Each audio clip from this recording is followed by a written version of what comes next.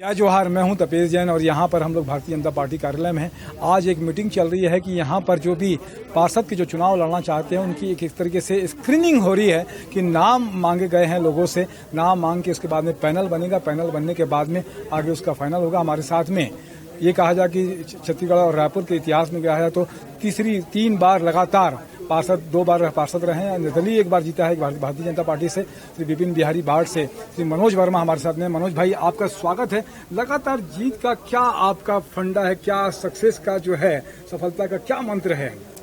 कोई भी पार्षद आपने देखा होगा कि यदि 5 साल वो किसी कार्य को कर लेता है तो जनता में एक भावना बैठ जाती है कि हमको ऐसे ही पार्षद चाहिए जो दोबारा हम लोगों के वार्ड का विकास करे, काम करे। कई बार आप लोगों ने देखा होगा कोई पार्षद पहली बार में जीतने के बाद दूसरी बार हार जाता है। तो कहीं न कहीं ये मैसेज जाता है लोगों में कि जो काम करने वाला पार्षद है, हमको काम करने वाला व्यक्ति चाहिए। वो व्यक्ति कौन है, कैसा है, उसको कोई नहीं जानना चाहता। लोगों को चाहिए काम करने वाला प्रत्याशी। मैं जब पार्षद नहीं था तब से लोगों का सहयोग करना, लोगों के घर के काम में आना, लोगों की परेशानियों को दूर करना, ये सब लोगों ने मुझे देखा था। और उसी परिप्रेक्ष्य में जब मैं निर्दलीय वहां से खड़ा हुआ तो लोगों ने भारी बहुमत से मुझे जिताया था। उसके बाद में आपकी माता जी रही, अभी फिर उसके बाद महिला हो गया वार्ड। तो महिला होने के बाद में वार्ड के लोगों ने ही कहा कि आप इतना काम करें मनोज भैया, तो आप हमारे तरफ से आप किसी को भी खड़ा करवा दें तो आपके घर से, तो हम आपको ही वोट देंगे। तो उसके चलते हमने अपनी माता जी को खड़ा कराया था और उसको वार्ड की जनता स्वयं घुमाने ले जाती थी हमारी माता जी को।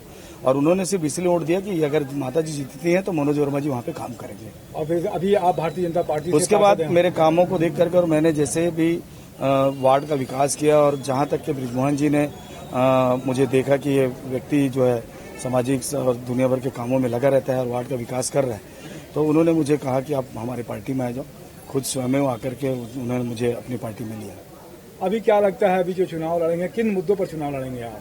मेरे यहाँ भी परिसीमन में बहुत सारे मोहल्ले जो पुराने नेहरू नगर वार्ड में और कुछ महामाया वार्ड में थे, मैं वहाँ पे देखता हूँ कि बहुत जगहों में पानी की समस्या है, कुछ नालियों की समस्या है।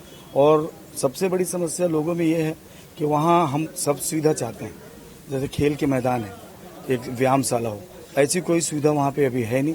मैं चाहूंगा कि ऐसे लोगों की व्यवस्था मिले उस चीज के लिए। क्या लगता है कि कांग्रेस सरकार के बारे में क्या कहेंगे और कितने पार्षद आपका अनुमान कितना जीत पाएंगे? जिस तरह से भारतीय जनता पार्टी के पार्षद आपने देखा होगा कि जब 45 से 47 पार्षद हमारे हुआ करते थे और आज भी हमारे भारतीय जनता की पार्टी के पार्षद इतना ज्यादा काम किए हुए हैं कि कहीं न कहीं महापौर भारतीय जनता पार्टी का इस बार बनेगा। आप देखे होंगे कि सरकार इस बात से डर गई है कहीं अगर चुनाव होता है तो इस बार भारतीय जनता पार्टी का महापौर ना बन जाए, इसलिए वो पार्षद प्रणाली से चाह रहे हैं कि वो चुनाव हो और कहीं न कहीं वो अपने सरकार का दम दिखाने के लिए ऐसे कार्रवाई करने जा रही है।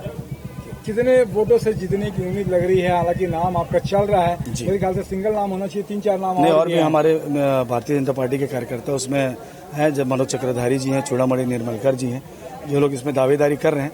लेकिन मुझे उम्मीद है कि जिस तरह से मेरा कार्य लोगों ने देखा है और पार्टी संगठन के लोग भी जिस तरह से मुझे जानते हैं कि मनोज वर्मा अच्छा काम करने वाला व्यक्ति है, तो कहीं मेरे नाम से यदि सहमत होता है तो मैं 2000 के लीड से तो जीतूंगा ही। तो लीड रहेगी 2000 की, रिकॉर्ड मतों से जीतूंगा उस वार्ड से। आपके सामाजिक, धार्मिक और राजनीतिक कार्यकलापों के हिसाब से आप कह सकते हैं। हमारी शुभकामनाएं कि आपको टिकट मिले और आप जो कह रहे हैं रिकॉर्ड मतों से जीतेंगे वो भी सफल हो।